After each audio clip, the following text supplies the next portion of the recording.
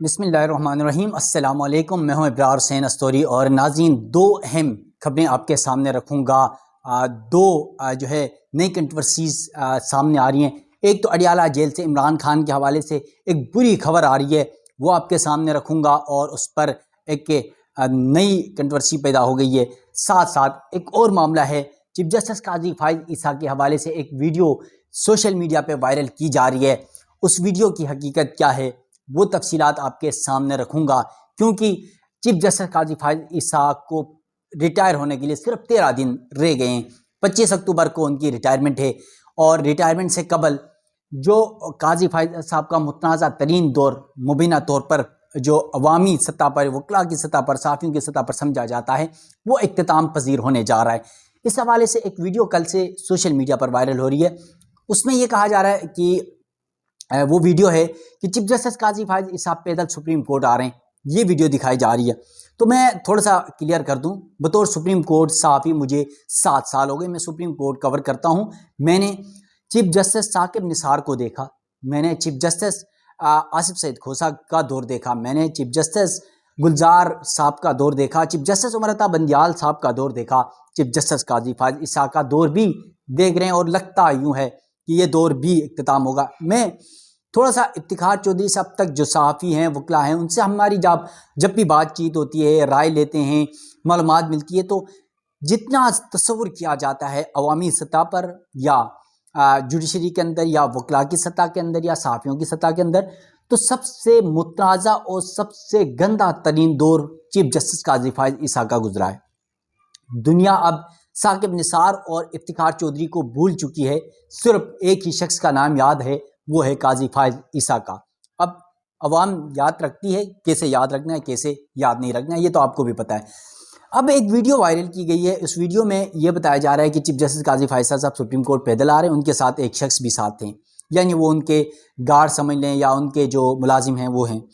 इस पे ये तासुर देने की कोशिश की गई, देखें ना काजी फाइज साहब बगैर प्रोटोकॉल के आते हैं, चीफ जस्टिस हैं, पैदल आते हैं, ये वो तासुर देने की कोशिश की गई। तो थोड़ा सा मैं क्लियर कर लेता हूँ कि गलत फहमी और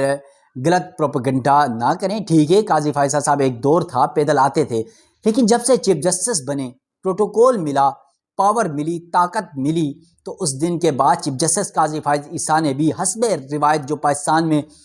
चल रहा है कि सियासतदान हो, जजेस हों, ब्यूरोक्रेसी हो, जर्नल हों, जब प्रोटोकॉल मिलता है तो फिर दूसरों को वो याजूज माजूज समझते हैं। लगता है काजी फाइज साहब ने भी जब प्रोटोकॉल मिला और चीफ जस्टिस बन गए, जिस हालात में बने वो आप सबको पता है, उसके बाद तो उन्होंने दुनिया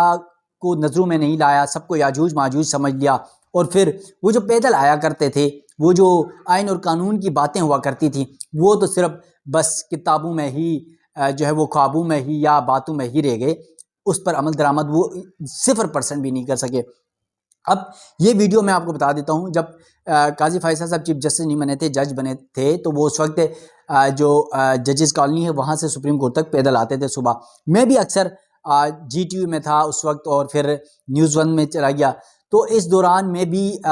सुबह घर से डायरेक्ट जो है वो मेट्रो में आता था, सेक्रेटरीट वाले मेट्रो स्टेशन में, उधर से सुप्रीम कोर्ट तक मैं भी पैदल जाता था। तो अक्सर मेरी टाइमिंग ऐसी हो जाती थी कि काजी फाइज साहब जब आ रहे होते थे तो शायद आगे या पीछे होके मेरा भी आना जाना लगा रहता था। तो अक्सर जो मैंने देखा कि काजी फाइज साहब की जो बातें थी ना, उस पर तजाद में बता रहता हूँ आपको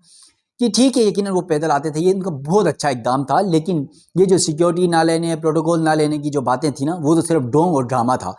अब उनके साथ आप देख लें, इस वीडियो के अंदर भी एक शख्स मौजूद हैं जो उनके साथ हैं। उसके बाद आपको ये बता दूं कि 1 से 2 पुलिस एहलकार सिविल कपड़ों में इधर उधर काजी साहब के पीछे चल रहे होते हैं। फिर उससे पीछे पुलिस की गाड़ी, जहां पर पुलिस एहलकार 4 से 5 पुलिस एहलकार होते हैं, चीफ जस्टिस काजी फाइज साहब जब जज थे तो वो गाड़ी भी साथ आती थी। 2-3 दफ़ा मुझे रोका गया पुलिस एहलकारों की जानिब से कि काजी फाइज साहब जा रहे हैं, आप रुके। किसी को जाने नहीं दिया जाता था कि काजी फाइज साहब के करीब भी, या क्या वो रस्ते से गुजरने नहीं दिया जाता था जब काजी साहब गुजर रहे होते थे।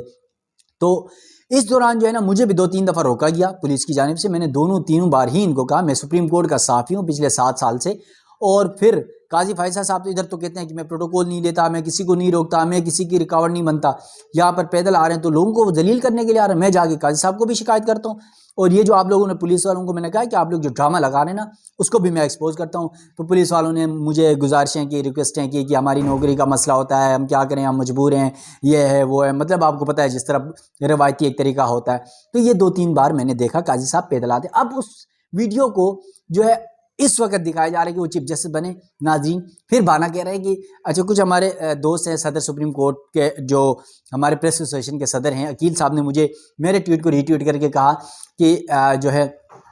یہ جو ہے قاضی صاحب تب سے پروٹوکول لے رہے ہیں جب سے مبارک ثانی کا کیس آئے۔ میاں عقیل صاحب میں بھی بتا دیتا ہوں آپ کو، مبارک ثانی کا کیس ہو یا پھر عمران خان یا پی ٹی آئی کے بلے کا نشان ہو،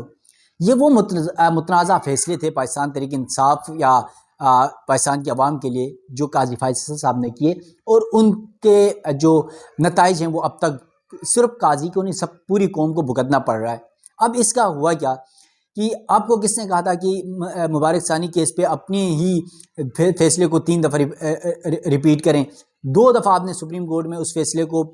ایک دفعہ پہلے تو آپ اس کیس کو فیصلے کو جو ہے وہ بلند و بانگ دعووں کے ساتھ پریس ریلیزیں جاری کر کے صحافیوں کو جھٹلا رہے تھے، صحافیوں نے غلط خبریں دیے، یہ دیے وہ دیے، اور پھر بعد میں اپنی غلطی تسلیم کی اور اس فیصلے کو ریویو کیا۔ اسی طرح پی ٹی آئی کے بلے کا نشان آپ نے چھینا، بلے انٹرا پارٹی انتخابات کا کیس تھا، بلے کا نشان چھین لیا، وہ آپ کے گلے پڑ گیا۔ ٹھیک ہے، یہ دونوں مقدمات کی وجہ سے ہی آپ پہلے دن سے، اور آپ نے کب پروٹوکول لینا چھوڑ دیا تھا؟ آپ نے کوئی پروٹوکول چھوڑا ہی نہیں تھا، آپ نے صرف بس ڈرامے کیے تھے۔ آپ نے پہلے دن سے رینجز کی سیکیورٹی بھی لی، آپ نے تمام گاڑیوں کا پروٹوکول بھی لیا، پولیس کا پروٹوکول بھی لیا، آپ نے تمام تر وہی روایت قائم رکھی جو ماضی میں بھی رہا۔ پھر قاضی صاحب کے حوالے سے یہ کہا جا رہا ہے کہ وہ جو کرسٹیز بکری میں جو واقعہ ہوا تھا ایک کارکن کی جانب سے، جو آپ کو پتہ ہے توبہ نعوذ باللہ میں گناہ گار نہ ہو جاؤں قاضی صاحب کے سامنے، یا پھر وہ کہیں کوئی بدتمیزی نہ ہو جائے، وہ الفاظ میں استعمال نہیں کرنا چاہ رہا، لیکن جو الفاظ وہاں استعمال کیے گئے، اس لڑکے کو وہاں سے وہ لڑکا سب کچھ کر کے نکل کے چلا گیا، ٹھیک ہے، لیکن اس کے بعد اس کی فیملی کے ساتھ، اس کے کزنز کے ساتھ، اس کے دوستوں کے ساتھ کیا ہوا؟ کیا کسی صحافی نے، کسی وکیل نے، کسی یوٹیوبر نے، کسی جج نے، کسی قاضی نے، کسی صدر نے بات کرنے کی کوشش کی؟ نہیں کی، کیونکہ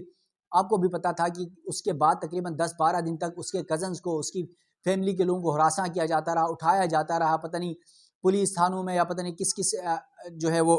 جگہ ان کو رکھا گیا، حالانکہ یہ سب کچھ کس کے ماں پر کیا گیا؟ قاضی صاحب نے اگر نہیں کیا تھا تو قاضی صاحب نے کہہ دیتے کہ بھائی میں نے نہیں کیا، وہ ان تک یہ باتیں پہنچی ہوں گی، کیا قاضی صاحب نے یا تو اپنی ماں پہ کرائی ہوگی یا نہیں کرائی، تو پھر پولیس نے کس حیثیت سے کیا، کسی درخواست کے بغیر، کسی اس کے بغیر؟ یہ بھی سوال اٹھتا ہے۔ تو یہ قاضی فائزہ صاحب کا دورہ میعاد تھا، جو اب 13 دن بعد، 13 دن رہ گئے، 25 اکتوبر کو اختتام ہو رہا ہے، اور بہت سارے لوگوں کا اب بھی خواب ہے کہ شاید یہ اختتام نہیں ہوگا، لیکن آپ کو یہ بتا دوں کہ یہ اختتام ہو چکا ہے، قاضی فائزہ صاحب ختم شد ہو چکے ہیں، اور قاضی فائزہ صاحب کو ٹیشو پیپر کی طرح پی ڈی ایم حکومت نے استعمال کیا اور اٹھا کر باہر پھینک دیا، اپنے مفادات حاصل کر لیے۔ دوسری خبر ناظرین آپ کو بتا دیتا ہوں، عمران خان کی طبیعت کے حوالے سے کچھ بری خبریں آ رہی ہیں اڈیالہ جیل سے۔ وہ پاکستان تحریک انصاف کے رہنماؤں کے مطابق کہہ رہے ہیں کہ کچھ خبریں یہ گردش کر رہی ہیں کہ عمران خان کو مارا گیا، پیٹا گیا ہے، وہ زخمی ہیں، اس لیے پابندی لگائی گئی۔ کچھ کا کہنا ہے کہ نہیں، ان کی طبیعت خراب ہے ویسی، تو اس وجہ سے پابندی لگائی، اور کچھ لوگوں کا یہ خیال ہے کہ شنگھائی تعاون تنظیم کا اسلام آباد میں اجلاس چل رہا ہے، تو اجلاس کی وجہ سے، کیونکہ اگر عمران خان سے ملاقاتیں ہوتی ہیں تو وہ کوئی پیغامات دیں گے، شاید 15 اکتوبر جو کل احتجاج ہونے جا رہا ہے پی ٹی آئی کا، اس احتجاج کے حوالے سے کوئی کنٹروورسی پیدا ہوگی، یا عمران خان جو ہے وہ احتجاج کی کال دیں گے اور پورے پاکستان تحریک انصاف کے ورکرز ڈی چوک آ جائیں گے، تو بڑا مسئلہ پیدا ہو جائے گا۔ تو اس سچویشن کے وجہ سے جو ہے 17 تک عمران خان کے ساتھ اڈیالہ جیل میں کوئی بھی ملاقات پر پابندی لگائی ہوئی تھی۔ کل وزارت داخلہ کو پی ٹی آئی رہنما کی جانب سے ایک درخواست بھی دی گئی تھی، اس درخواست پر یوں لگ رہا ہے کہ آج شاید کوئی ملاقات ہو جائے گی، اور اڈیالہ جیل میں عمران خان سے ملاقات کی جائے گی۔ اور اب جو پاؤں پکڑنے لگے ہیں، جو کہتے تھے ہم یہ کریں گے وہ کریں گے عمران خان کے ساتھ، اب وہ حکومت اور وہ اسٹیبلشمنٹ پاؤں پکڑ رہی ہے کہ یہ 15 اکتوبر کا جو دھرنا ہے یا احتجاج ہے پی ٹی آئی کا، وہ ملتوی کریں، کیونکہ ہم نے اس وقت بھی دیکھا جب مبارک ثانی کیس کا فیصلہ آ رہا تھا، تمام علماء اور مذہبی جماعتیں جب اسلام آباد آئیں تو پی ٹی آئی کا بھی جلسہ اس دن تھا، کیسے پاؤں پکڑ کر اڈیالہ جیل میں عمران خان سے وہ جلسہ ملتوی کرایا گیا۔ پھر اب ایک اور بار آپ پاؤں پکڑ لے کوئی مسئلہ نہیں ہے، لیکن یہاں پر ایک اور بات میں آپ کو بتا دوں، شنگھائی تعاون تنظیم کا جو اجلاس ہے وہ ہم سب کے لیے انتہائی اہم ہے، چاہے وہ پاکستان تحریک انصاف ہے، نون لیگ ہے، پیپلز پارٹی ہے، JUI ہے، فوج ہے، اچھا حکومت ہے، سول لوگ ہیں، ہم پبلک ہے، صحافی ہیں، وکلا ہیں، سب کے لیے یقیناً انتہائی اہمیت کا حامل ہے۔ اس اجلاس کے دوران ایسا کوئی بھی اقدام نہیں ہونا چاہیے، چاہے وہ کسی بھی سیاسی جماعت کی طرف سے، کہ پاکستان کے امیج کو نقصان پہنچے، کیونکہ دنیا بھر سے بڑے بڑے روس و چائنا کے وزیر اعظم آ رہے ہیں، ٹھیک ہے، جو اس کے ممبران آ رہے ہیں اور وہ تمام ہوں گے، تو یقیناً پاکستان کا امیج دنیا انٹرنیشنل میڈیا یہاں پر آ رہا ہے، تو سب کی نظریں اس وقت پاکستان میں ہیں، تو اس چیز کو دیکھنا ہوگا، اور